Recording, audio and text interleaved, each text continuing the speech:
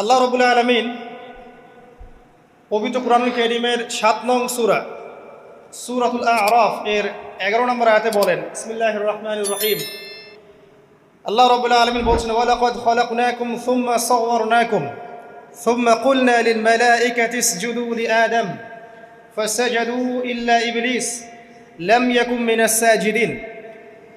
আল্লাহ রাব্বুল আলামিন বলছেন, ওয়ালাকাদ খালাকনাকুম, নিঃসন্দেহে আল্লাহ রাব্বুল আলামিন সেই সত্তা যিনি তোমাদেরকে সৃষ্টি করেছেন। সুম্মা সাওয়ারনাকুম, এরপর তোমাদেরকে আকৃতি দান করেছেন, সুন্দর অবয়ব কাঠামো দান করেছেন, দৈহিক কাঠামো। সুম্মা কুলনা লিল মালাইকাতি ইসজুদু লিআদম, এরপরে আল্লাহ রাব্বুল আলামিন সমস্ত ফেরেশতাদেরকে বলেছেন যে তোমরা আদমকে সিজদা করো। আর সূরা বাকারার মধ্যে আছে, আল্লাহ পাক সৃষ্টি করার পরে আদম আলাইহিস সালামকে নাম শিক্ষা দিয়েছেন, অর্থাৎ জ্ঞান শিক্ষা দিয়েছেন, এবং এমন জ্ঞান শিক্ষা দিয়েছেন যেই জ্ঞান ফেরেশতারাও জানতেন না।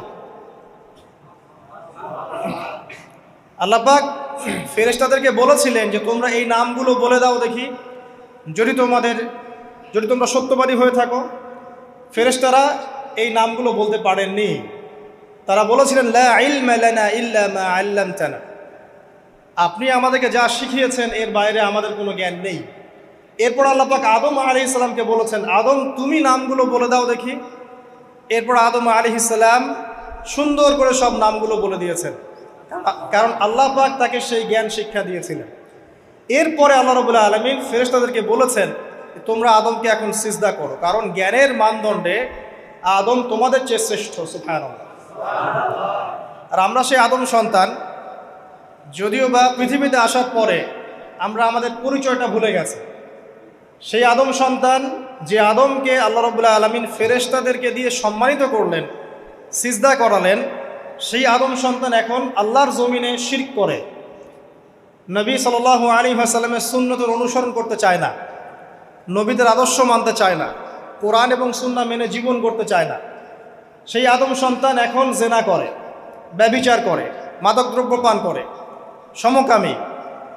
সেই আদম সন্তান এখন ঘুষ খাচ্ছে, সুদ খাচ্ছে, দুর্নীতি করছে, অন্যের সম্পদ আত্মসাৎ করছে, অন্যায়ভাবে মানুষকে হত্যা করছে। এমন কোনো গুনাহ নাই যে সেই আদম সন্তান করছে না। কোন আদম সন্তান? যার পিতাকে আল্লাহ রাব্বুল আলামিন কি করলেন? ফেরেশতাদেরকে দিয়ে সেজদা করালেন। তাহলে চিন্তা করেন যে আমরা আমাদের পরিচয়টা কি পরিমাণ হারিয়ে ফেলেছি। আমরা তো চেতনার কথা বলি না, শেকড়ের কথা বলি না, আমরা সংস্কৃতির কথা বলি না। এই কথাগুলো আমরা বলি। আমাদের সত্যিকারের চেতনা হচ্ছে ইসলামিক চেতনা। সত্যিকারের শেকড় হচ্ছে এই শেকড় যে আমরা আদম আলাইহিস সালামের সন্তান, যে আদমকে আল্লাহ রাব্বুল আলামিন ফেরেশতাদেরকে দিয়ে সেজদা করিয়েছেন জ্ঞানের কারণে। আজকে সেই আদম সন্তান দেখবেন জ্ঞান অর্জন করতে চায় না, দিনের জ্ঞান অর্জন করতে চায় না, দুনিয়ার জ্ঞান অর্জন করতে চায়, দিনের জ্ঞান অর্জন করতে চায় না। যে জ্ঞান তাকে পরকালে নাজাতের ওসিলা করবে, সেই কোরআনটুকু তিলাওয়াতও করতে চায় না, তিলাওয়াত করা শিখতেও চায় না, আগ্রহই নাই। তাহলে আমরা কি পরিমাণে আমাদের শেকড়টা ভুলে গেছি, চেতনা হারিয়ে ফেলেছি, আমাদের মূল সংস্কৃতি থেকে দূরে সরে আসছি। একটু চিন্তা করে সামনে যাই। আল্লাহ রাব্বুল আলামিন বলছেন, এরপর সুন্দর আকৃতি দিয়ে আদমকে আমি ফেরেশতাদেরকে দিয়ে সেজদা করালাম। ফাসাজাদু, সবাই সেজদা করলো, প্রত্যেকটা ফেরেশতাই কি করলো? সেজদা করলো, ইল্লা ইবলিস। কে সেজদা করলো না? ইবলিস। ইবলিস সেজদা করলো না। ইবলিস কে ছিল? সে কিন্তু কোনো ফেরেশতা ছিল না। সে ছিল একজন জিন। কানা মিনাল জিন্নি, সূরা কাহফে আল্লাহ পাক বলেছেন কানা মিনাল জিন্নি, সে জিনদের একজন ছিল। ঠিক আছে? সে আল্লাহ রাব্বুল আলামিনের এত বেশি ইবাদত করেছিল যে আল্লাহ রাব্বুল আলামিন তাকে এক পর্যায়ে ফেরেশতাদের উপরে একটা দায়িত্বশীল বানিয়ে দিয়েছিল। ঠিক আছে? তো কিন্তু তার মনের ভিতরে একটা কিবর বা অহংকার ছিল, যে অহংকারের কারণে সে কিন্তু আল্লাহ পাকের এই নির্দেশটা পালন করলো না, লঙ্ঘন করলো। আমরা সামনে যাই। লাম ইয়াকুম মিনাস সাজিদিন, আল্লাহ পাক বলছেন সে সিজদাকারীদের অন্তর্ভুক্ত ছিল না। কে? ইবলিস। আচ্ছা, ক্বালা, আল্লাহ পাক এবার বলছেন, মা মানাআকা আল্লা তাসজুদা ইয আমারতুক। আল্লাহ পাক বলছেন, হে ইবলিস, কিসে তোমাকে নিষেধ করলো, কে তোমাকে বারণ করলো আদমকে সিজদা করতে, যাকে আমি সিজদা করার আদেশ করেছি? কি জন্য করলে না? সোজা কথায়, তুমি কি জন্য সেজদা করলে না আদমকে? মানে আঁকা, তোমাকে কে বারণ করলো? এবার ইবলিস তার দলিল পেশ করছে। সে বলছে যে ক্বালা আনা খায়রুম মিন, সে বলল আমি আদমের চাইতে উত্তম। আসসালাতু খায়রুম মিনান নাওম, এটা জানেন না? ঘুমের চেয়ে নামাজ উত্তম। ঠিক এভাবেই সে ইবলিস বলছে কি, আনা খায়রুম মিন, আমি তার চেয়ে উত্তম। কি কারণে উত্তম? খালাকতানি মিন নার ওয়া খালাকতাহু মিন তিন। হে আল্লাহ, আপনি আমাকে সৃষ্টি করেছেন আগুন দিয়ে। জিনদেরকে কি দিয়ে সৃষ্টি করা হয়েছে? আগুন দিয়ে। ফেরেশতাদেরকে কি দিয়ে? নূর দিয়ে। তাহলে এখানে প্রমাণ হলো যে ইবলিস কিন্তু ফেরেশতা নয়। আমাকে সৃষ্টি করেছেন আগুন দিয়ে, ওয়া খালাকতাহু মিন তিন, এবং আদমকে সৃষ্টি করেছেন তিন মানে কাদামাটি দিয়ে। তার মানে আগুন কাদামাটির চেয়ে সুপিরিয়র, বেশি মর্যাদা সম্পন্ন, ওর মানে কে আছে আর কি। এই কারণে সে সিজদা করলো না। এবার আল্লাহ রাব্বুল আলামিন বলছেন ক্বালা ফাহবিত মিনহা, ইবলিস এখান থেকে নেমে যাও। এটা কোন জায়গা? একদম মহাকাশের উপরে না, নাকি পৃথিবীতে? এটা 7 আসমানের উপরের ঘটনা। ইতিহাস শুরু হয়েছে মহাবিশ্বে। মানুষের অস্তিত্বও ছিল না, এমন একটা সময় চলে গেছে। মহাবিশ্বে কোটি কোটি বছর চলে গেছে যখন মানুষ বলতে কিচ্ছু ছিল না। ছিল না। অনেক পরে মানুষকে সৃষ্টি করা হয়েছে। তো এখন দুনিয়াতে মানুষের চলাচল দেখলে মনে হয় মহাবিশ্বে সে একাই আছে, আর কেউ নাই, তাই না? আচ্ছা, এটা দলিল কোরআনে আছে। সূরা দাহার 1 নম্বর আয়াত পড়ে দেখবেন, হাল আতা আলাল ইনসান হাইনুম মিনাদ দাহরি লাম ইয়াকুন শাইআম মাযকুরা। আল্লাহ পাক বলছেন মানুষের উপরে এমন সময় চলে গেছে যে মানুষ কোনো আলোচ্য বিষয় ছিল না, উল্লেখযোগ্য কোনো বিষয় ছিল না। তো সভ্যতার শুরুর ঘটনা হচ্ছে এটা, মানে মানব সভ্যতার একদম শুরুর শেকড়ের ঘটনা হচ্ছে এটা। একদম শুরুর চেতনা, শুরুর সংস্কৃতি শুরু হচ্ছে এখান থেকে। এবার ইবলিস বলছে আমি সিজদা করব না, বিকজ আমি তার চেয়ে সুপিরিয়র। আপনি তাকে সৃষ্টি করেছেন মাটি দিয়ে, আমাকে সৃষ্টি করেছেন আগুন দিয়ে, আমি তাকে সিজদা করব না। সে আল্লাহ পাকের আদেশ লঙ্ঘনই করলো না, বরং আল্লাহকে উল্টা একটা যুক্তি দেখালো যে আপনি ভুল, আমি ঠিক। নাউজুবিল্লাহ, আপনি আমাকে আদমকে সিজদা করতে বলছেন, এটাই ভুল, বরং উচিত হচ্ছে ও আমাকে সিজদা করবে। নাউজুবিল্লাহ। তো সে কিন্তু আবা ওয়াস্তাকবারা, সে উদ্ধত হলো এবং অহংকারও প্রদর্শন করলো। আল্লাহ পাক বলছেন ক্বালা ফাহবিত মিনহা, এখন এখান থেকে নেমে যাও। এই জান্নাতি বলেন আর ওই ঊর্ধ্ব জগতি বলেন, সেখান থেকে তোমরা নেমে যাও, এখন তুমি নেমে যাও।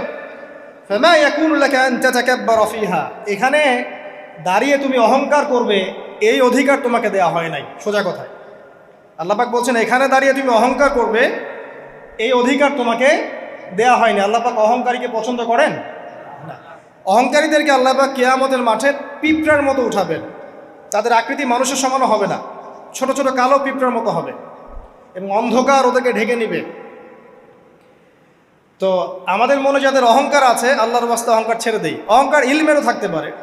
একজনের অনেক বড় ইলমি ডিগ্রি সার্টিফিকেট আছে, অমুক ফারেক তমুক ফারেক, অমুক মুহাদ্দিস অমুক মুফাসসির, ডাবল ডিগ্রি, এটারও অহংকার থাকতে পারে।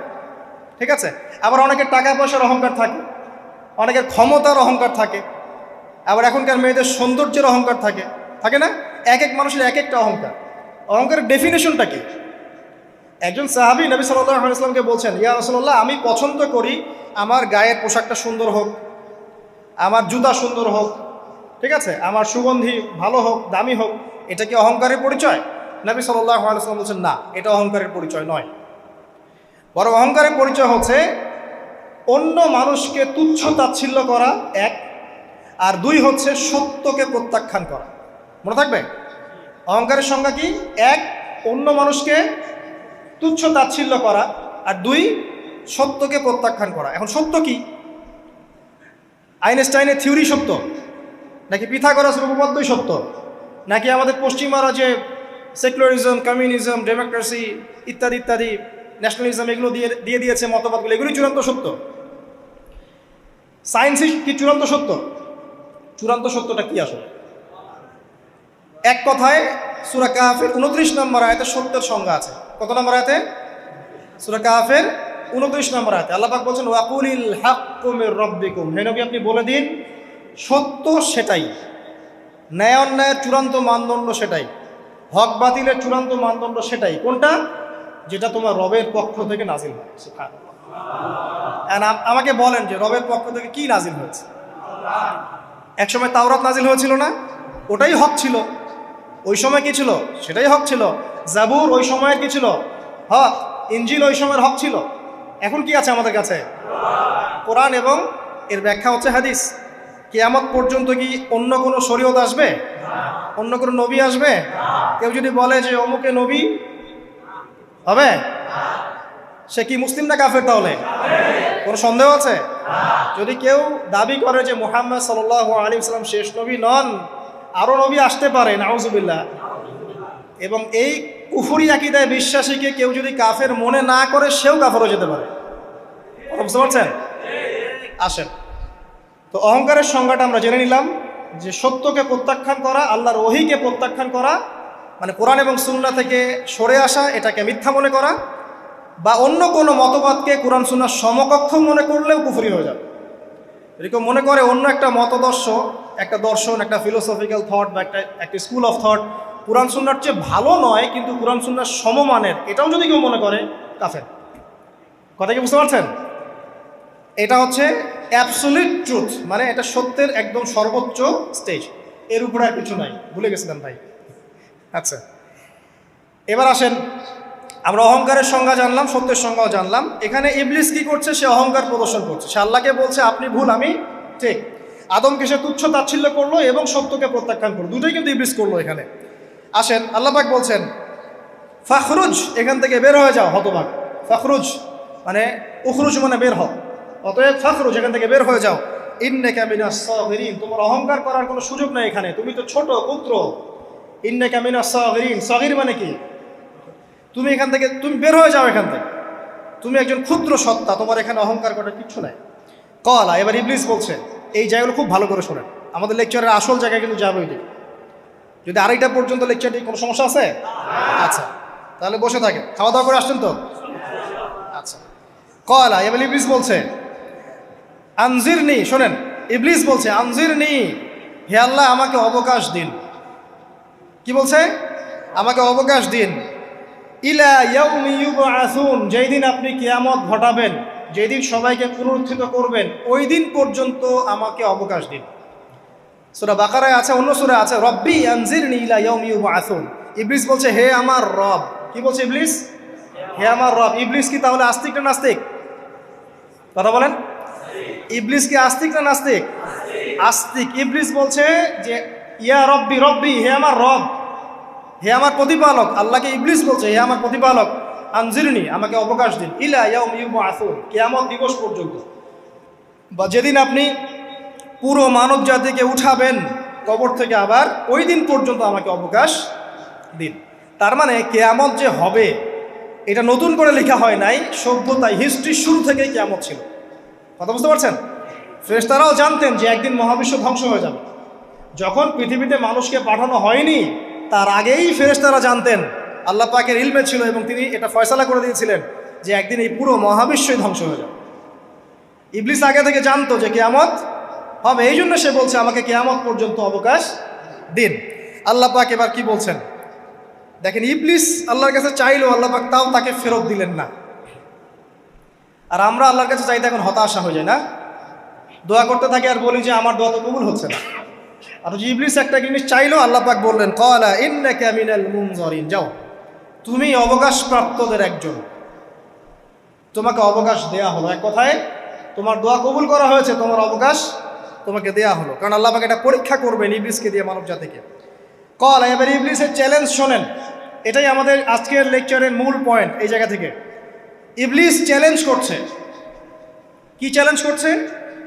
ফাবিমা আগওয়াইতানি, হে আল্লাহ আপনি যে কারণে আমাকে বিচ্যুত করলেন, মানে আমি আমার যে কৃতকর্মের কারণে আপনার রহমত থেকে বঞ্চিত হয়ে গেলাম, ঠিক আছে, লাআকুদান্না লাহুম সিরাতাকাল মুস্তাকিম, আমি সেই আদমের এবং আদমের সন্তানের সরল পথে ওত পেতে বসে থাকব।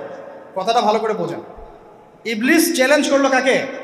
আল্লাহকে। যে কারণে আল্লাহ আপনি আমাকে বহিষ্কার করলেন, এখন আমি কি করব?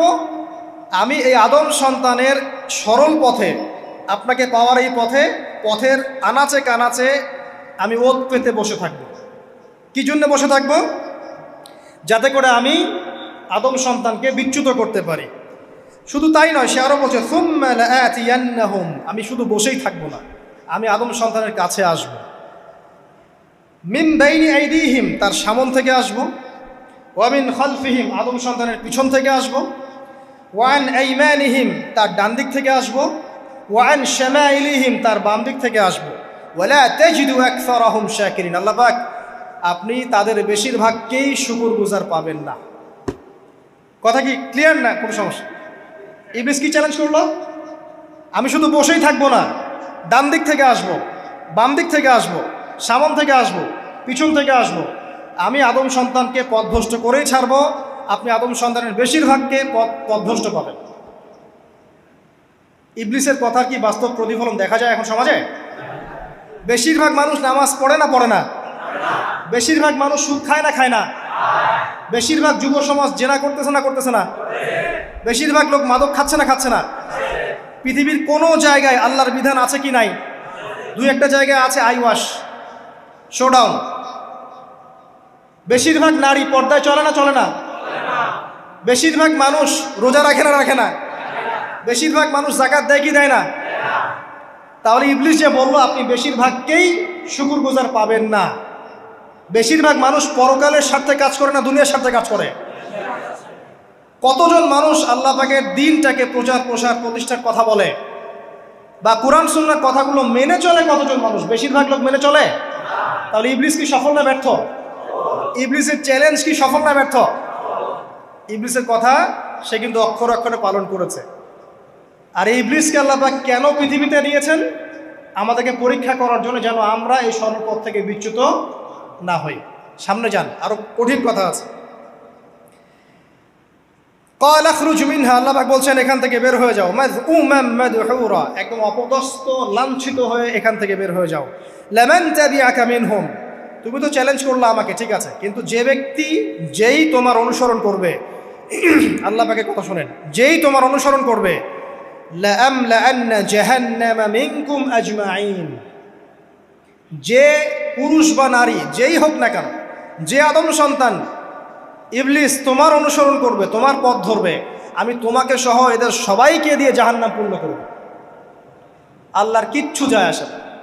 আল্লাহ পাক যদি এই পুরো পৃথিবীটাকেও জাহান্নামে নিক্ষেপ করেন অবাধ্যতার কারণে, আল্লাহ পাকের কিছু যায় আসে?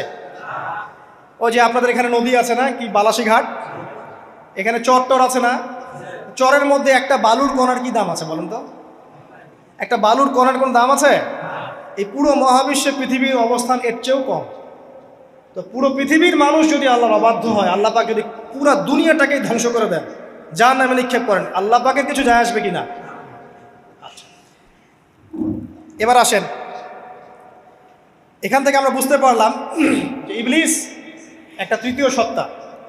আল্লাহ পাক আদম আলাইহিস সালামকে সৃষ্টি করলেন, নাম শিক্ষা দিলেন, সেজদা করালেন, ইবলিসকে সেজদা করতে বললেন, সে করলো না। সে চ্যালেঞ্জ করলো উল্টা, যে আমি ওর চেয়ে উত্তম, আপনি ভুল আমি সঠিক। সে অহংকার করলো এবং একই সাথে সে আদমকে পথভ্রষ্ট করার চ্যালেঞ্জও করে বসল। আল্লাহ পাক ঘোষণা করলেন, যদি কোনো আদম সন্তান তোমাকে ফলো করে, তোমাকে সহ তাকে আমি জাহান্নামে নিক্ষেপ করব। ঠিক আছে, এ পর্যন্ত। এবার সামনে আসেন। এবার আল্লাহ পাক আদমকে বলছেন, কাকে বলছেন? আদম আলাইহিস সালামকে বলছেন, ইয়া আদম, হে আদম। তার আগে আদম আলাইহিস সালামের বুকের পাঁজর থেকে কাকে সৃষ্টি করেছেন? হাওয়া আলাইহিস সালাম, সভ্যতার ইতিহাসের প্রথম নারী এবং ইতিহাসের সবচেয়ে সুন্দরী রমণী কে? হাওয়া আলাইহিস সালাম। আরেকজন আছেন সবচেয়ে সুন্দরী রমণী, কে? কে বলতে পারবেন? জি না, 100 টাকা পুরস্কার বলেন। হ্যাঁ, নাম কি? মাশাআল্লাহ, ওই ওকে পুরস্কার দিও। কি নাম তোমার? মাশাআল্লাহ মাশাআল্লাহ। দ্বিতীয় সুন্দরী রমণী, দুজন রমণীকে বলা হয় পৃথিবীর সবচেয়ে সুন্দরী রমণী। আপনি যাদেরকে দেখে সিডিউস হচ্ছেন, যদিও এদেরকে দেখে সিডিউস হওয়ার কিছু নাই, কারণ এরা তো সুন্দর না, কোনো দিক থেকে সুন্দর না, না পোশাকের দিক থেকে, না চেহারার দিক থেকে, না ফিজিক্যাল স্ট্রাকচারের দিক থেকে। এদেরকে দেখে তো পাগলও সিডিউস হবে না। তো আদম আলাইহিস সালাম এবং আদম আলাইহিস সালামের স্ত্রী হাওয়া আলাইহিস সালাম এবং সারা আলাইহিস সালাম, ইতিহাসের সবচেয়ে সুন্দর রমণী, ইতিহাসের সবচেয়ে সুন্দর রমণী কাদের স্ত্রী ছিলেন? নবীদের না অন্য কারো? এজন্যই বলি, আপনি যদি পবিত্র থাকেন, আল্লাহওয়ালা মানুষ হন, ইনশাআল্লাহ তাআলা আল্লাহ পাক আপনার ঘরে একজন নেককার পুণ্যবতী সুশ্রী স্ত্রী দান করবেন ইনশাআল্লাহ। আপনি যদি এইসব অশ্লীলতার গোলক ধাঁধায় পড়ে নিজের ঈমান হারিয়ে ফেলেন, চরিত্র হারিয়ে ফেলেন, সম্ভাবনা খুবই কম যে আপনি একজন দিনদার মেয়ে পাবেন। বরং আপনি এমন কাউকেই পেতে পারেন যে আপনার মতোই, ঠিক আছে? দেখবেন যে আপনি 10 ঘাটের পানি খেয়ে আসছেন, ও দেখবেন 12 ঘাটের পানি খেয়ে আসছে। আল্লাহ পাক আমাদের যুব সমাজকে হেফাজত করুন, আমিন। আল্লাহ পাক এবার আদম আলাইহিস সালামকে বলছেন, ইয়া আদম, হে আদম, উসকুন আনতা ওয়া যাওজুকাল জান্নাহ। আদম শোনো, তুমি এবং তোমার স্ত্রী দুইজন এখন জান্নাতে থাকো। কোথায় থাকো? জান্নাতে থাকো। ওয়া কুলা মিন হাইসু শি'তুমা, যেখানে ইচ্ছা সেখান থেকে খাবার খাও। জান্নাতের নাজ নেয়ামতের কথা তো আপনারা শুনেছেন অনেক, আমি ওইগুলো বলতে যাচ্ছি না, সময় চলে যাবে। যা ইচ্ছা তাই পাবেন সেখানে, যা ইচ্ছা তাই। এমন একটা জায়গা যেটা কখনো কোনো চোখ দেখে নাই, কোনো কান শোনেও নাই। চোখ না দেখলেও, কান না শুনলেও মানুষ মনে মনে অনেক কিছু কল্পনা করে না? এটা কল্পনাও করার সুযোগ নাই, এত উন্নত মানের একটা জায়গা। তোমরা দুজন এখানে থাকো, জান্নাতের যে কোনো জায়গায় যাও, খাওয়া দাওয়া করো, কোনো সমস্যা নেই। কিন্তু ওয়ালা তাকরাবা হাদিহিশ শাজারা, মানে কি, এই যে গাছটা আছে এই গাছের কাছে যেও না। একটা শর্ত খালি দিলাম, গাছের কাছে যেও না। গাছের নাম কি এগুলো আমাদের আলোচনার বিষয় না। বিষয়টা হচ্ছে আল্লাহ পাকের আদেশটা কি। গাছটা আম গাছ হতে পারে, জাম গাছ হতে পারে, কদু গাছ হতে পারে, যে কোনো গাছ হতে পারে। এটা নিয়ে আমাদের কোনো মাথা ব্যথা নাই। মাথা ব্যথা হচ্ছে আল্লাহ পাকের আদেশ, এই গাছের কাছে যেও না, বাস যেও। আচ্ছা, ফাতাকুনা মিনাজ জালিমিন, যদি চলে যাও তোমরা দুজন এখানে, তাহলে তোমরা দুজন কিন্তু জালেম হয়ে যাবে। আল্লাহ পাকের হুকুম অবাধ্য করলে মানুষ কি হয়ে যায়? জালেম হয়। এই জন্য আমরা দোয়ায় বলি, আল্লাহুম্মা ইন্নী যালামতু নাফসি, বলি না? হে আল্লাহ, আমি আমার নফসের উপর জুলুম করেছি। রব্বানা যালামনা আনফুসানা, বলি না? আল্লাহ, আমরা আমাদের উপর জুলুম করেছি। তো আমরা যখন পাপ করি মানে আমরা জুলুম করে ফেলেছি। তো তোমরা দুজন এই গাছের কাছে যেও না, যদি যাও তাহলে জুলুম করে ফেলবে এবং জালেম হয়ে যাবে। এবার ইবলিস তো আর বসে নাই, সে তো চ্যালেঞ্জ করেছে, করে নাই? আচ্ছা, এবার ইবলিস কি করছে? ফাওয়াসওয়াসা লাহুমা শাইতান, এবং ইবলিস এবার এদের দুজনকে ওয়াসওয়াসা প্রদান করতে শুরু করলো। ইবলিস কি করলো? ওয়াসওয়াসা প্রদান করতে শুরু করলো। ওয়াসওয়াসাটা এমন ছিল যে, হাল আদুল্লুকা আলা শাজারাতিল খুলদি ওয়া মুলকিন লা ইয়াবলা।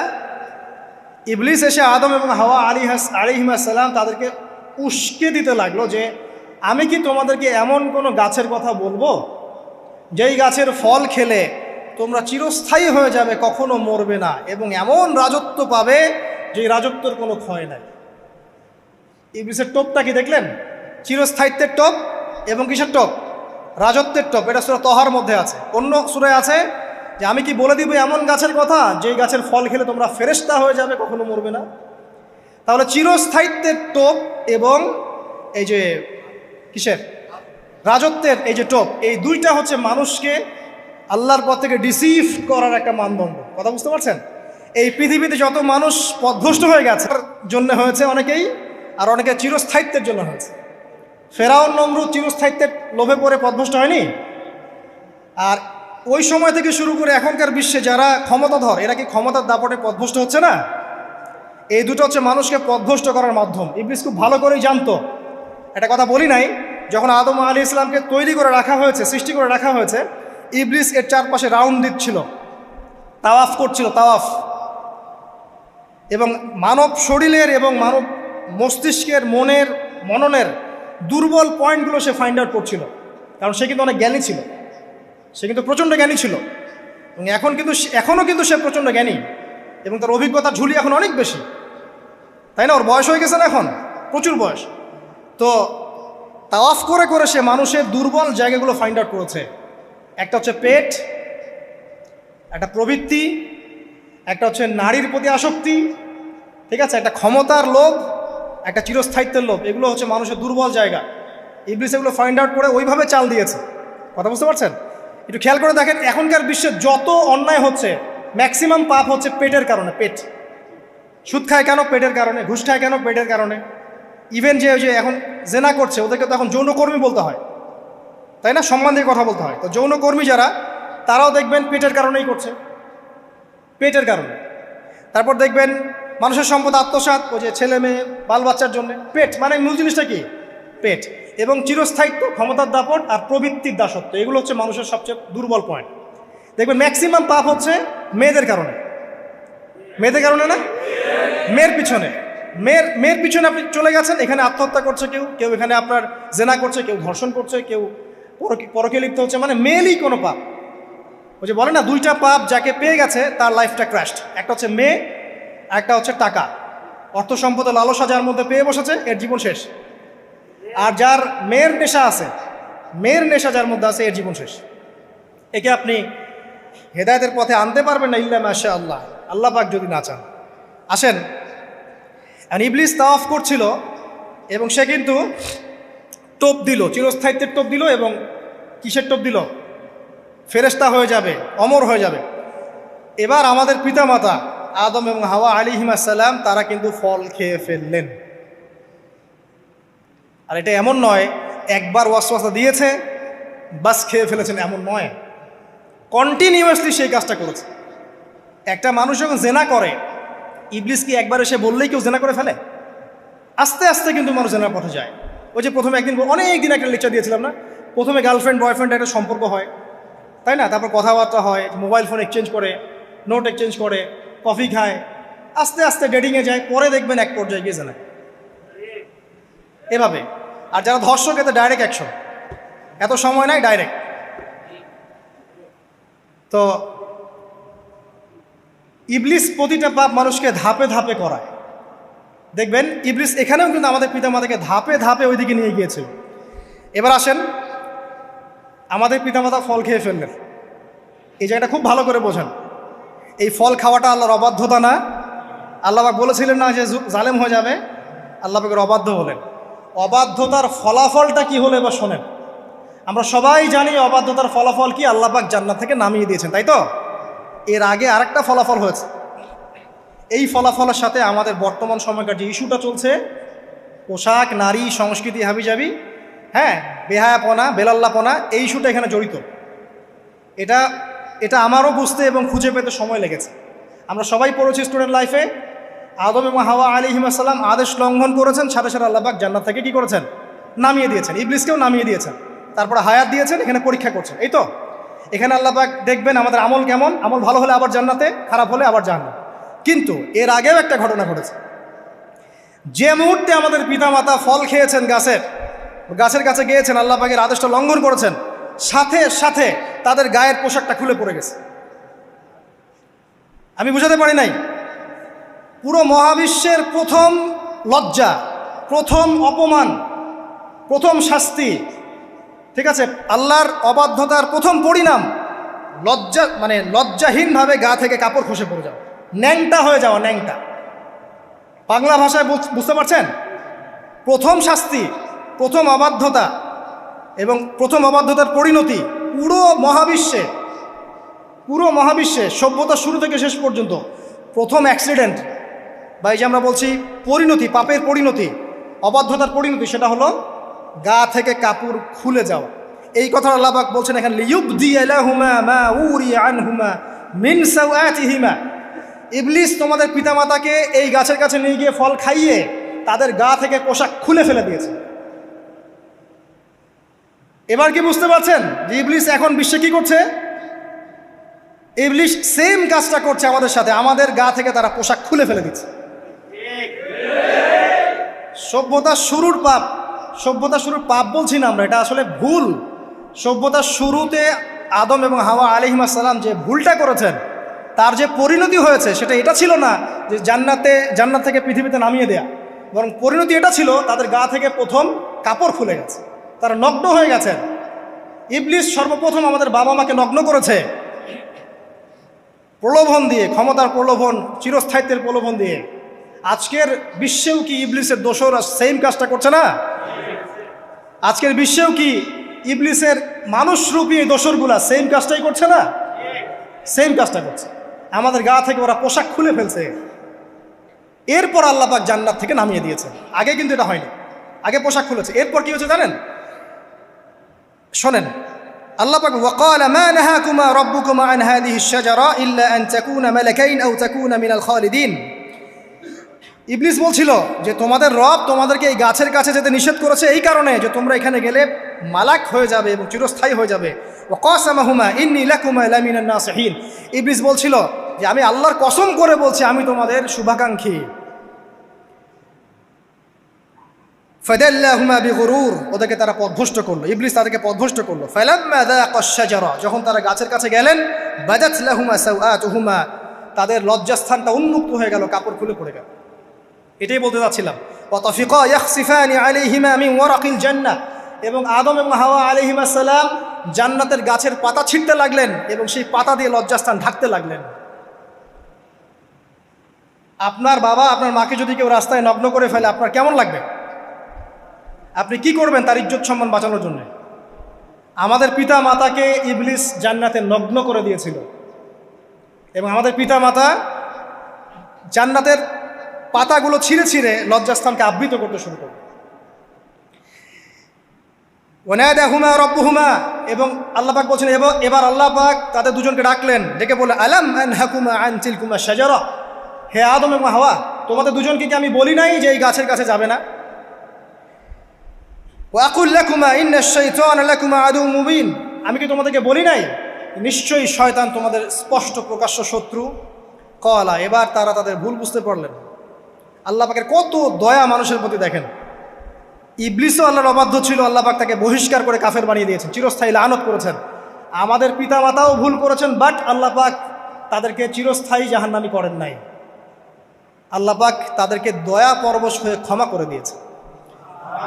শুধু তাই নয়, আল্লাহ পাক এত মহব্বত করেন আদম সন্তানকে যে তওবা করার যে কালিমাটা, সেই কালিমাটাও আল্লাহ পাক আদম এবং হাওয়াকে শিখিয়ে দিয়েছেন। সুবহানাল্লাহ, কোন কালিমা দিয়ে তওবা করবো, কি পড়বো, এটাও তারা বুঝতে পারছিলেন না।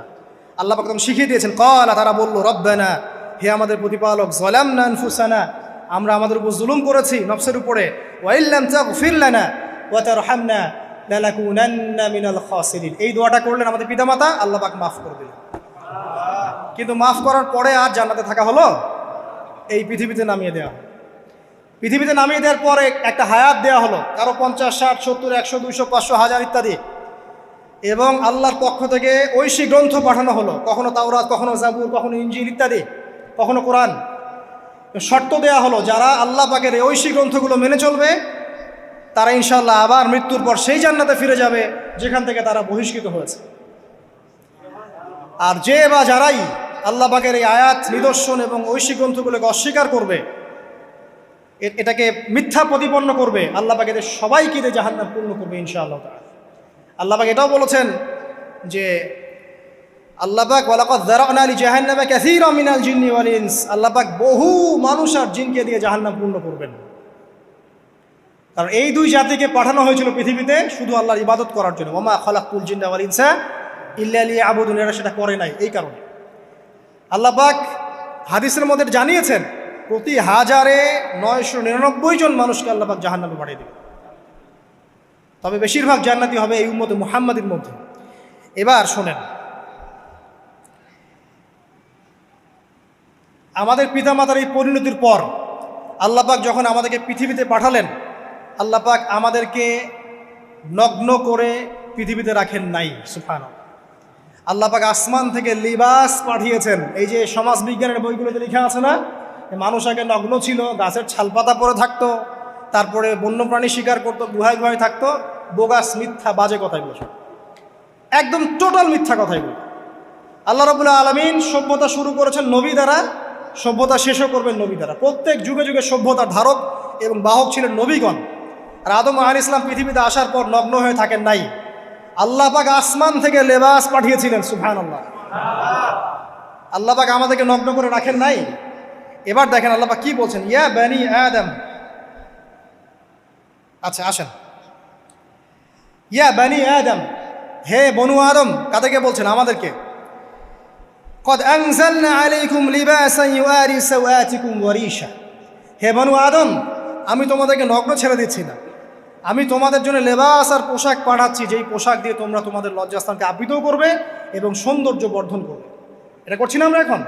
আচ্ছা, ওয়ালিবাসুত তাকওয়া যালিকা খায়র, আর তাকওয়ার লেবাস, তাকওয়ার পোশাকটা হচ্ছে সবচেয়ে উত্তম। যেমন দেখেন আমাদের সতর কি এই নাভির উপর থেকে হাঁটুর নিচ পর্যন্ত না, তাই বলি কি আমরা সবাই এভাবেই ঘুরি? এটা সর্বনিম্ন একটা স্কেল, তাই না? এর উপর আপনি জুব্বা পরছেন, পাগড়ি পরছেন, টুপি পরছেন, বা আপনি হয়তো আরও ঢিলেঢালা কোনো পোশাক পরছেন, এই পোশাকটাকে বলা হচ্ছে তাকওয়ার পোশাক। ওয়ালিবাসুত তাকওয়া যালিকা খায়র, এটা আরও উত্তম। একজন মেয়ের, অনেক আলেম বলছেন যে চোখ, এই চোখটুকু ঢেকে বের করে দেখা যাবে, বলছে না? অনেকে বলেছেন কি না? কিন্তু এটাও যদি কেউ সামনে জিলবাব দিয়ে ঢেকে রাখে তাহলে কি উত্তম নয়? পর্দার ক্ষেত্রে উত্তম নয়? তো লিবাসুত তাকওয়া যালিকা খায়র, তাকওয়ার যে পোশাক সেটা আরও উত্তম বেশি। নর্মালি তো পোশাক দিয়েছি, তাকওয়ার পোশাক সবচেয়ে উত্তম বেশি। আল্লাহ পাকের একটা সতর্কবাণী শোনেন এবার। যালিকা মিন আয়াতিল্লাহ, এই পোশাকটা আল্লাহ পাকের নিদর্শন। পোশাকটা কি? আল্লাহ পাকের নিদর্শন। লাআল্লাকুম ইয়াযাক্কারুন, যাতে করে তোমরা স্মরণ করতে পারো। কি স্মরণ করব? ওই যে আমাদের পিতামাতাকে নগ্ন করে দিয়েছে ইবলিস, এটা মনে রাখতে পারো তোমরা, এটা আল্লাহ পাকের নিদর্শন। ইয়া বানি আদম, হে বনু আদম, লা ইয়াফতিনান্নাকুমুশ শাইতান। এবার শোনেন, আল্লাহ পাক আমাদেরকে বলছেন, হে বনু আদম, লা ইয়াফতিনান্নাকুমুশ শাইতান, শয়তান যেন আবার তোমাদেরকে ফিতনায় ফেলতে না পারে। পৃথিবীতে তোমরা থাকবে, শয়তানের বহু দোসর তোমাদের সামনে থাকবে, ডানে বামে, যে ডান থেকে আসবে, বাম থেকে আসবে, হ্যাঁ, সামন পিছন থেকে আসবে, মিডিয়ার মধ্যে দিয়ে তোমাদের ঘরে ঘরে ঢুকে যাবে শয়তানের দোসর। লা ইয়াফতিনান্নাকুমুশ শাইতান, শয়তানের দোসররা যেন তোমাদেরকে ফিতনায় ফেলতে না পারে। কে বলছেন? আল্লাহ পাক বলছেন। কিরকম ফিতনা? কামা আখরাজা আবাওয়াইকুম মিনাল জান্নাহ, ঠিক যেভাবে শয়তান তোমাদের পিতা মাতাকে জান্নাত থেকে বের করে দিয়েছিল, ওই রকম ফিতনায় যেন ফেলতে না পারে। ঠিক আছে? ওয়ায়ানজিউ আনহুমা লিবাসাহুমা, এবং শয়তান তোমাদের পিতা মাতার লেবাস খুলে ফেলেছিল, নগ্ন করে দিয়েছিল, নগ্নতা, বেহায়াপন, অশ্লীলতা শিখিয়েছিল, ওই দিকে ধাবিত করতে চেয়েছিল। শয়তানের দোসররা যেন এটা করতে তোমাদের সাথে না পারে, সতর্ক থাকবে। লিউরিয়াহুমা সাওআতিহিমা, যাতে করে তোমাদের লজ্জাস্থানটা উন্মুক্ত হয়ে যায়। ইন্নাহু ইয়ারাকুম, নিশ্চয় শয়তান তোমাদের সবাইকে দেখতে পায়। হুয়া ওয়া কাবিলুহু, সে এবং তার পুরো কবিলার লোকজন, মিন হাইসু লা তারাউনাহুম, এমন জায়গা থেকে যে জায়গা তোমরা দেখতে পারো না। আর শয়তান এবং তার অনুসারী যারা আছে, হোক মানুষ আর জিন, তারা তোমাদেরকে দেখতে পারে এমন জায়গা থেকে যা তোমরা দেখো না। আর আমরা যারা এই বিশ্বে আছি, আমরা সবাই এখন খেলার পুতুলের মতো খেলছি। যারা নিয়ন্ত্রণ করে বিশ্ব, এদেরকে কেউ দেখতে পারে না, এরা মানুষ শয়তান। কথা বুঝতে পারছেন? আর এমনি জিন শয়তান যারা আছে, এদেরকে তো আমরা দেখতে পারি না, অনেক দূর থেকে তারা আমাদেরকে দেখতে পারে। আল্লাহ পাক সতর্ক করছেন এটা। ইন্না জাআলনা আশ-শায়াতিনা আউলিয়া লিল্লাযিনা লা ইউমিনুন, শোনেন, নিশ্চয়ই যারা আমার প্রতি ঈমান আনে না বা আমার অবাধ্য হয়, আমার আদেশ মানে না, তাদের সাথে আমি শয়তানকে বন্ধু বানিয়ে দিয়েছি। এবার বুঝলেন কেন বললাম এরা মানুষ শয়তান? বিকজ এদেরকে আল্লাহ পাক শয়তানের বন্ধু বানিয়ে দিয়েছেন, এটা শয়তানের বন্ধু। অন্য সূরায় আছে, শয়তান, জিন শয়তান মানুষ শয়তানকে ওহী করে। জিন শয়তান মানুষ শয়তানের মাথায় এসব বুদ্ধি ঢালে, শয়তানি বুদ্ধিগুলো শয়তান মানুষের মাথায় ঢালে। মানে মানুষ মাথাটা আগে সে রিড করেছে কাকে কোন দিক দিয়ে রিসিভ করা যাবে। ঠিক আছে? আচ্ছা, এরপরে আরও আল্লাহ পাক বলছে, ওয়াইদা ফাআলু ফাহিশাতান, তারা যখন কোনো ফাহেসা কাজ করে, নোংরা বেহায়ার মতো কাজ করে, ক্বালু, তারা বলে, ওয়াজাদনা আলাইহি আবানা, এরকম করেই আমরা আমাদের পিতা মাতাদেরকে পেয়েছি। মানে যুগ যুগ ধরে এই সংস্কৃতি চলে আসছে, নগ্নতার সংস্কৃতি, বলে না? কথা বুঝতে পারছেন না? এই কথাই তারা বলে, যেটা কোরআনে আছে। আল্লাহ পাক বলছেন, ক্বালু ওয়াজাদনা আলাইহি আবানা, তারা বলে আমাদের পিতৃপুরুষদেরকে আমরা হাজার বছর থেকে দেখেছি এইভাবেই ড্রেস আপ করতে, এমনি ব্লাউজ ছাড়া শাড়ি পরতে দেখেছি আমরা, এমনি দেখেছি পেট বের করে চলতে, এমনি দেখেছি এই শর্ট কামিজ পরে চলতে, নগ্ন হয়ে চলতে। এখন তো বিকিনি সংস্কৃতি আসে, এবং এটা মুভমেন্ট চলছে, মানে মানুষের দেহ থেকে কাপড় খুলে ফেলার মুভমেন্ট, আন্দোলন শুরু হয়েছে। ঠিক আছে? এবং দোহাই হচ্ছে আমরা হাজার বছর থেকে এমনিই চলছে। এই যে আল্লাহ পাক বলছেন, ক্বালু ওয়াজাদনা আলাইহি আবানা, আমরা এর উপরে আমাদের পিতা মাতাদেরকে পেয়েছি। ওয়াল্লাহু আমারানা বিহা, এরা আরো বলে আল্লাহ আমাদেরকে এই আদেশ করেছেন। নাউযুবিল্লাহ। আল্লাহ বলছেন, আল্লাহ পাকের আদেশ কি? কুল ইন্নাল্লাহা লা ইয়া'মুরু বিল ফাহশা, নিঃসন্দেহে আল্লাহ পাক কোনো ফাহেসা কাজের আদেশ করতেই পারেন না। পারেন? নিঃসন্দেহে আল্লাহ পাক কোনো ফাহেসা, বেলাল্লাপনা, বেহায়ার মতো কোনো আদেশ, বেহায়াপনার কোনো কাজের আদেশ করতে পারেন না। আতাকুলুনা আলাল্লাহি মা লা তা'লামুন, তোমরা কি আল্লাহ সম্পর্কে এমন কথা বলছো যেই কথা তোমরা জানো না? এই পর্যন্ত থাক। এবার আসেন বাস্তবতায় আস। এতটুকু যে আমরা হিস্ট্রির সূচনার কথাগুলো বললাম, এখানে আপনারা কিন্তু প্রথম একটা দলিল পেলেন মানুষের দেহ থেকে পোশাক খুলে ফেলে। এরপর আমি পুরো কোরআনটা ঘাটার চেষ্টা করেছি। আদম আলাইহিস সালাম থেকে শুরু করে মুহাম্মদ সাল্লাল্লাহু আলাইহি ওয়াসাল্লাম পর্যন্ত হাজার হাজার শতাব্দী চলে গেছে, যাই নাই? হাজার হাজার বছর চলে গেছে, বহু জাতি এসেছে, বহু জাতি চলেও গেছে। আমরা কি প্রথম জাতি নাকি? এর আগে কত জাতি পৃথিবীতে এসেছে, চলেও গেছে, গেছে না? আচ্ছা, কোরআন ঘেটে ঘেটে ক্লান্ত হয়ে যাওয়ার পর আমরা এমন কোনো জাতি পাচ্ছি না যাদের কথা আল্লাহ পাক বলেছেন যে আমি তাদেরকে ধ্বংস করেছি অশ্লীলতার কারণে বা এই আপনার বেলাল্লাপনার কারণে বা ফাহেসা কাজের কারণে। সরাসরি এই একটা কারণ দেখে আল্লাহ পাক কোনো কওমকে ধ্বংস করেছেন খুব রেয়ার, খুঁজে পাওয়া যাচ্ছে না। শুধু 3টা জায়গা বের করতে পেরেছি। কটা জায়গা? 3টা। 1 নম্বর দেখেন, আদম আলাইহিস সালাম পরে নূহ আলাইহিস সালাম না, এই জাতিটাকে আল্লাহ পাক ধ্বংস করেছেন না? এই ধ্বংসটাকে আল্লাহ পাক এই বেপরদামির কারণে করেছেন, অশ্লীলতার কারণে করেছেন, পোশাকের অপসংস্কৃতির কারণে করেছেন? করেন না, শিরকের কারণে করেছেন। কি কারণে? শিরক। আল্লাহ পাক সবাইকে ডুবিয়ে মেরেছেন, কিন্তু ওরা যে নগ্ন পোশাক পরে রাস্তাঘাটে চলাফেরা করতো এই কথাটা কিন্তু আল্লাহ পাক বলেন। তার মানে ওদের পাপ এটা ছিল না। এরপর ইব্রাহিম আলাইহিস সালামের কওম কি এই কারণে ধ্বংস হয়েছে? অশ্লীলতার কারণে ধ্বংস হয়েছে? বেহায়াপনার কারণে ধ্বংস হয়েছে? নগ্নতার সংস্কৃতির অপচর্চার কারণে ধ্বংস হয়েছে? না, শিরকের কারণে। আদ জাতি এই কারণে না, সামুদ জাতি এই কারণে না। একটা জাতি পাওয়া যায়, তার নাম কওমে লূত। কি নাম? কওমে লূত। এই লূত কওম ছিল সমকামী। তারা মেয়েদের সাথে বিবাহ বন্ধনে আবদ্ধ হতো না, বরং ছেলেদের ছেলে ছেলে জেনা করতো না। এই একটা জাতি পাচ্ছি ইতিহাসে যারা অশ্লীলতার কারণে, ফাহেসা কাজের কারণে, সমকামিতার কারণে, নোংরামির কারণে আল্লাহ পাক পুরো উপরে উঠিয়ে নিচে নামিয়ে ধসিয়ে দিয়েছে। এই একটা জাতি পেলাম। আরেকটা জাতি পাওয়া যায়, তার নাম হচ্ছে বানু ইসরাইল। কি নাম? বানু ইসরাইল। আল্লাহ রাসূল সাল্লাল্লাহু আলাইহি ওয়াসাল্লাম বলছেন যে তোমরা দুনিয়া থেকে বেঁচে থাকো এবং নারীর ফিতনা থেকে বেঁচে থাকো। কারণ বানু ইসরাইল মানে মূসা আলাইহিস সালামের যে কওম ছিল, এই কওমের মধ্যে প্রথম ফিতনা দেখা দিয়েছিল মেয়েদের ব্যাপারে। এই একটা পেলাম যে মেয়েদের কারণে, বেহায়াপনার কারণে, অশ্লীল পোশাকের কারণে, নগ্নতার কারণে একটা সভ্যতাকে আল্লাহ পাক শাস্তি দিয়েছে। 2টা পাওয়া গেল, ঠিক আছে? 1 2, একটা লূত, একটা হচ্ছে বানু ইসরাইল, ঠিক আছে? আর একটা পাওয়া যায় এটা জোর করে, সেটা হলো নবী মুহাম্মদ সাল্লাল্লাহু আলাইহি ওয়াসাল্লাম নবী হওয়ার ঠিক আগের সময়টা, যেটাকে আমরা কি বলি আইয়ামে জাহিলিয়াত। ওই সময়ে মেয়েদের জেনাটা ব্যাপক ছিল, ব্যভিচারটা ব্যাপক ছিল, পরকীয়াও ছিল, বৈবাহিক তেমন কোনো অধিকার ছিল না। এমনও হতো যে একটা মেয়ের সাথে 8-10 জন পুরুষ সহবাস করতো, করার পরে সেই মেয়ে যখন গর্ভবতী হতো, তার বাচ্চা প্রসব করার পর সেই মেয়ে 10 জনকে ডেকে দাঁড় করাতো, দাঁড় করিয়ে বলতো যে অমুকে হচ্ছে আমার এই বাচ্চার বাপ, তারপরে এর সাথে বিয়ে হতো। চিন্তা করতে পারেন তো? নারীদের যে বৈষয়িক অধিকার, ধর্মীয় অধিকার, আপনার পোশাকের অধিকার, শালীনতার অধিকার, সম্পত্তির অধিকার, এগুলো ছিল না ওই সময়। এই একটা সভ্যতা পাওয়া যাচ্ছে। তাহলে 3টা আমরা বের করতে পারলাম, কথা ঠিক আছে? আচ্ছা, এবার আসেন এই 3টা সভ্যতার পর নবী সাল্লাল্লাহু আলাইহি ওয়াসাল্লাম যখন নবী হলেন, তখন তিনি সমস্ত অশ্লীলতার শেকড়টাকে উপরে ফেলে দিলেন।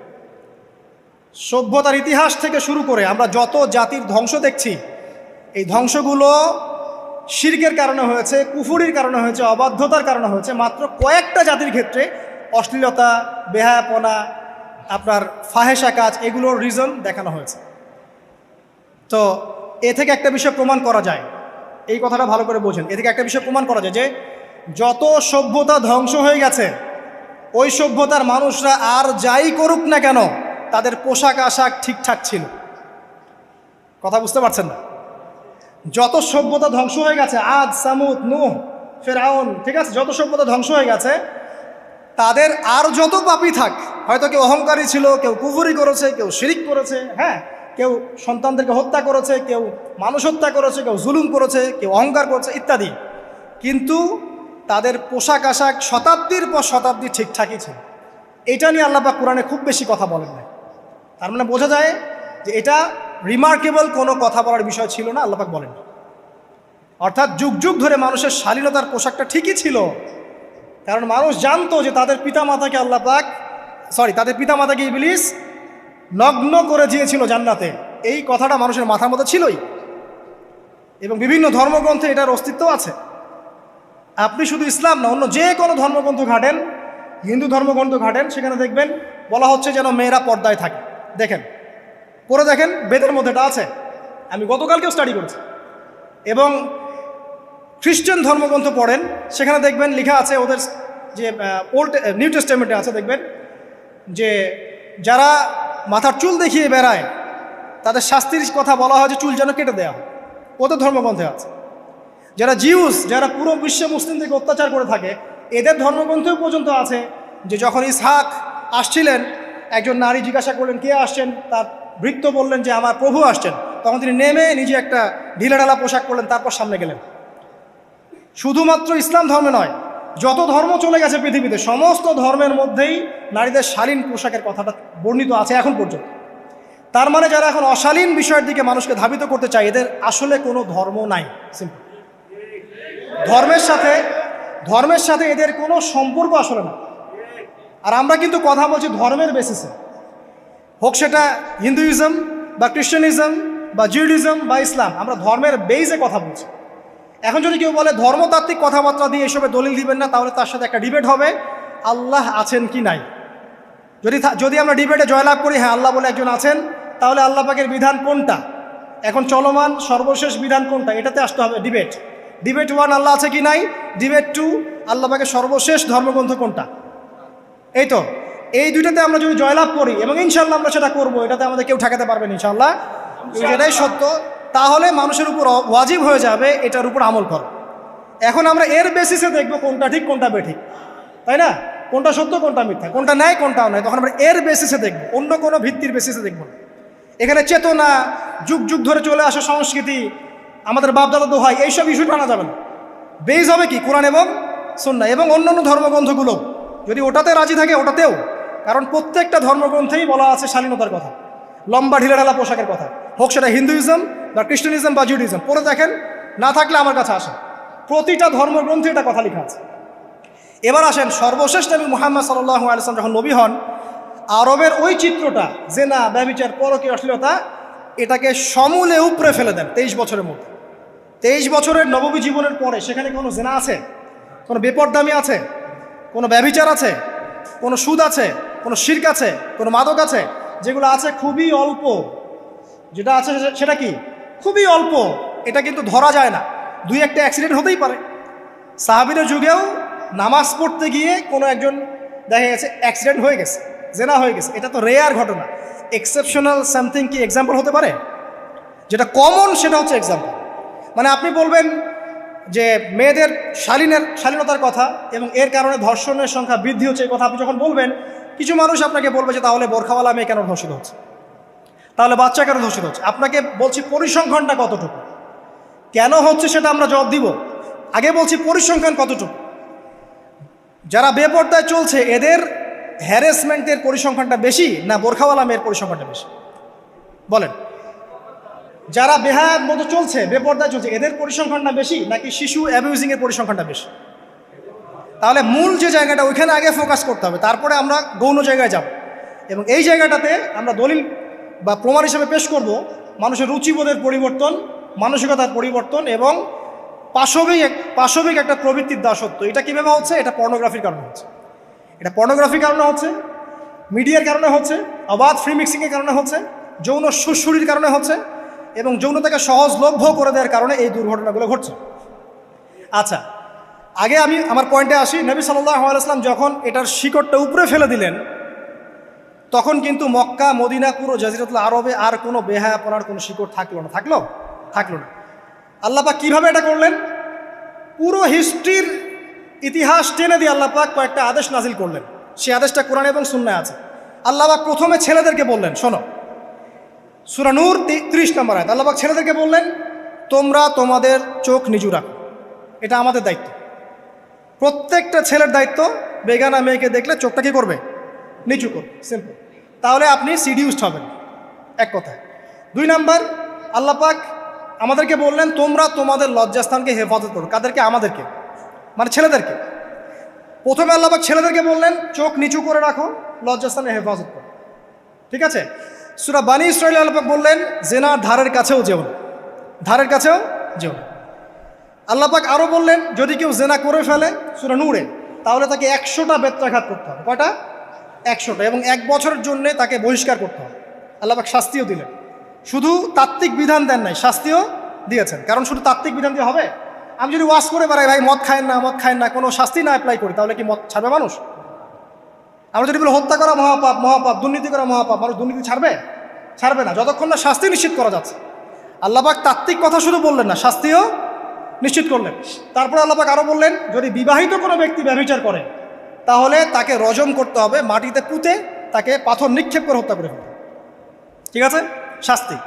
এরপরে দেখেন আল্লাহ পাক মেয়েদেরকে বলছেন, এবার মেয়েদেরকে বলছেন তোমরা মূলত ঘরে থাকো, যদি বাইরের পরিবেশ তোমাদের অনুকূলে না থাকে তোমরা ঘরে অবস্থান করো। ওয়াকরনা ফি বুয়ুতিকুন্না ওয়ালা তাবাররুজনা তাবাররুজাল জাহিলিয়াতিল উলা, তোমরা মূলত ঘরে থাকো। জাহিলি যুগে মেয়েরা যেভাবে নিজেদেরকে প্রদর্শন করে বেড়াতো এই কাজটা তোমরা করো না। যদি করো তাহলে সমাজে বেহায়াপনা ফায়সা বেড়ে যাবে, তোমরা নিজেরাই ক্ষতিগ্রস্ত হবে, যেটা ওরা হচ্ছে এখন। আচ্ছা, এরপর আল্লাহ পাক আরও বললেন হে নবী আপনি আপনার স্ত্রী এবং মুমিন নারীদেরকে বলেন তারা যদি বাহিরে যায় যেন জিলবাব দিয়ে তাদের পুরো বক্ষদেশটাকে ঢেকে নেয়। তাহলে পোশাকের সংস্কৃতির শেকড় কোত্থেকে শিখবো? আমি কোত্থেকে শিখবো? আল্লাহ পাক কর্তৃক নাজিলকৃত সর্বশেষ ঐশী গ্রন্থ থেকে শিখবো নাকি? যে বইয়ের মধ্যে কোনো ভুল নাই সেটাই তো আমার শেখার মাধ্যম হবে নাকি? নাকি যে দর্শনে 1000টা ভুল সেটা শিখবো আমি? আল্লাহ পাক এখানে বলছেন মুমিন নারীদেরকে বলো বাইরে গেলে পরে তারা যেন জিলবাব দিয়ে কাপড় দিয়ে সুন্দর করে বক্ষদেশ এবং ঢেকে রাখে।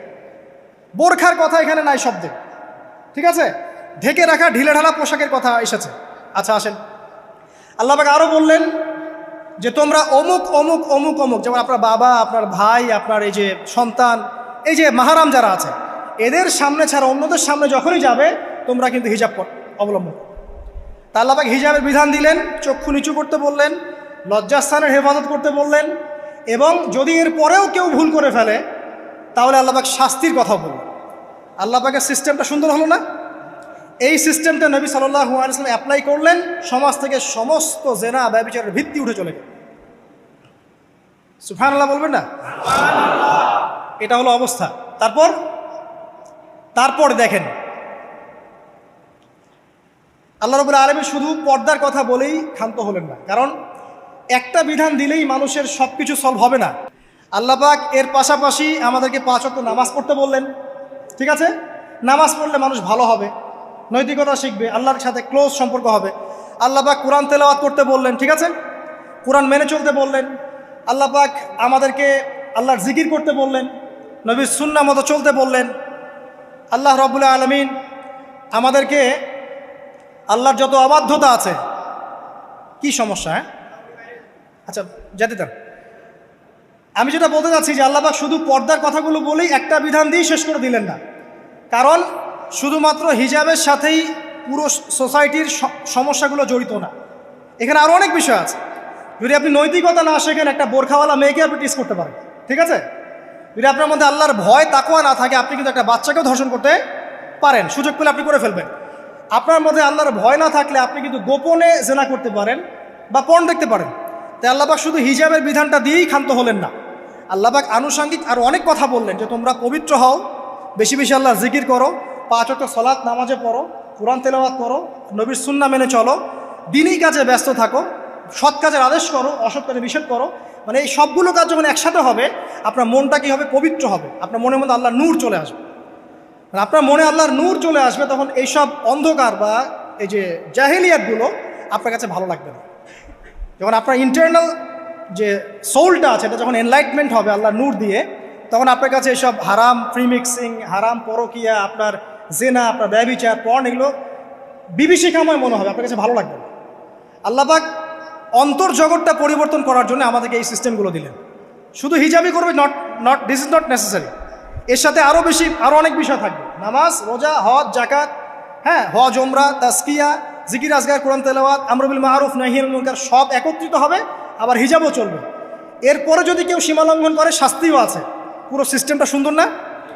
এই সিস্টেমটা যখন আল্লাহ পাক তার রাসূল মুহাম্মদ সাল্লাল্লাহু আলাইহি ওয়াসাল্লামের মাধ্যমে লঞ্চ করলেন আরবের মধ্যে, আরবে না কোনো জেনা থাকলো, না কোনো ব্যভিচার, না কোনো মাদক, না কোনো পর্ন, না কোনো এই যে নারীর অবমাননা, কিছুই থাকলো। একটা মেয়ে 300 মাইল দূর থেকে এসে একা হজ করে চলে যায়, তো কেউ তার দিকে তাকাতো না। এমন যুগ চলে গেছে। মহিলা সাহাবী রণকৌশল মানে যুদ্ধের বর্ম পরে উহুদে যুদ্ধ করেছেন, কেউ তার দিকে তাকায়নি। তাকিয়েছে? তাকায়নি। এখন ওই যুগটা আপনি দেখেন, রাসূল সাল্লাল্লাহু আলাইহি ওয়াসাল্লামের যুগ, আবু বকর সিদ্দিক, ওমর ইবনুল খাত্তাব, ওসমান আলী, এই খুলাফায়ে রাশেদার স্বর্ণযুগটাকে আপনি দেখেন। ওই যুগে আপনি রেপের হার কত পার্সেন্ট মহিলা রেপ হয়েছে? ওই যুগে কত পার্সেন্ট মেয়ে জেনায় লিপ্ত হয়েছে? ওই যুগে কত পার্সেন্ট ছেলে মেয়ে ধর্ষণ করেছে? ওই যুগে কত পার্সেন্ট নারীর শ্লীলতাহানি হয়েছে? কত পার্সেন্ট নারীকে টিজ করা হয়েছে? কত পার্সেন্ট মেয়েকে মার্ডার করা হয়েছে? কত পার্সেন্ট মেয়েকে যৌতুকের জন্য চাপ দেওয়া হয়েছে? একটু পরিসংখ্যানটা দেখেন আমাদেরকে। সভ্যতা করতে লাফাচ্ছেন। ওই সভ্যতায় যা হয়ে গেছে, নবী সাল্লাল্লাহু আলাইহি ওয়াসাল্লাম থেকে শুরু করে খোলাফায়ে রাশেদের যুগে যা হয়েছে, এই পার্সেন্টেজগুলোর সাথে বর্তমান পার্সেন্টেজকে মিলবে? ওই যুগে রেয়ার জেনা 2-1টা হয়েছে। মদ খেয়েছে মানুষ রেয়ার কয়েকজন, মানুষ ব্যভিচার করেছে রেয়ারলি 2-4 জন, 100 বছরে 2-4 জন। ওই যুগে দেখবেন মানুষ পরকীয়ার নামই জানতো না, সমকামিতা কী জিনিস মানুষ জানতোই না, শর্ট পোশাক বিকিনি সংস্কৃতি কি মানুষ জানতো না, ঠিক আছে? আনকভার ইউ এই যে মুভমেন্ট চলছে, এগুলোর মানে কি মানুষ জানতো না। জানতো? ওই যুগে কি মুসলিমরা পিছিয়ে ছিল? জ্ঞান বলেন, বিজ্ঞান বলেন, অর্থনীতি বলেন, রাজনীতি বলেন, সমরনীতি বলেন, অস্ত্রশস্ত্র বলেন, কোনো সেক্টরে কি মুসলিমরা তখন পিছিয়ে ছিল কি না? উত্তর দেন, পিছিয়ে ছিল না। তাহলে স্বর্ণযুগ আমরা কোনটাকে বলবো?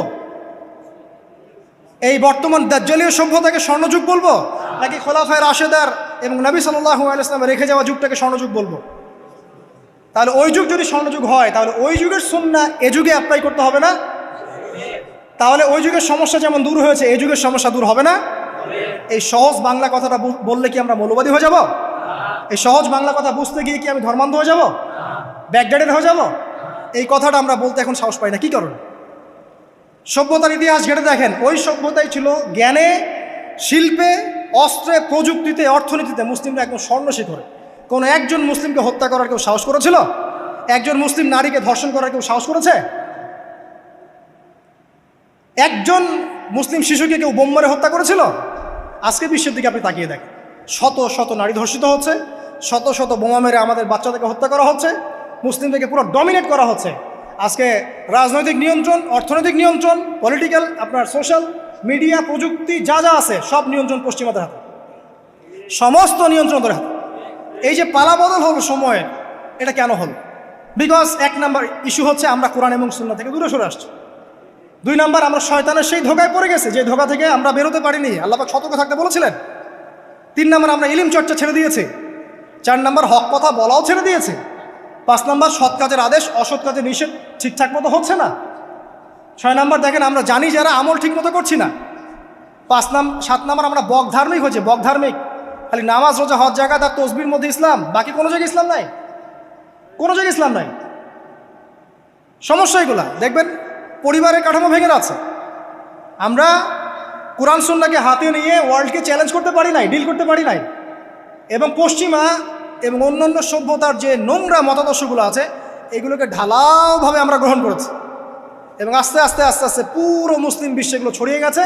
এখন আপনি পেপার পত্রিকা খুললে দেখবেন 4টা 5টা 10টা ধর্ষণ, এই মেয়ে রেপ, এই মেয়ে ডাকাতি, ওইখানে হত্যা, এখানে যৌতুক, এখানে অমুক তমুক, সুদ, ঘুষ, জেনা, ব্যভিচার, নিত্য নৈমিত্তিক ব্যাপার। কারো এগুলো নিয়ে কোনো মাথা ব্যথাও নাই, এগুলো খুব সিম্পল সাধারণ ব্যাপার এখন আমাদের কাছে।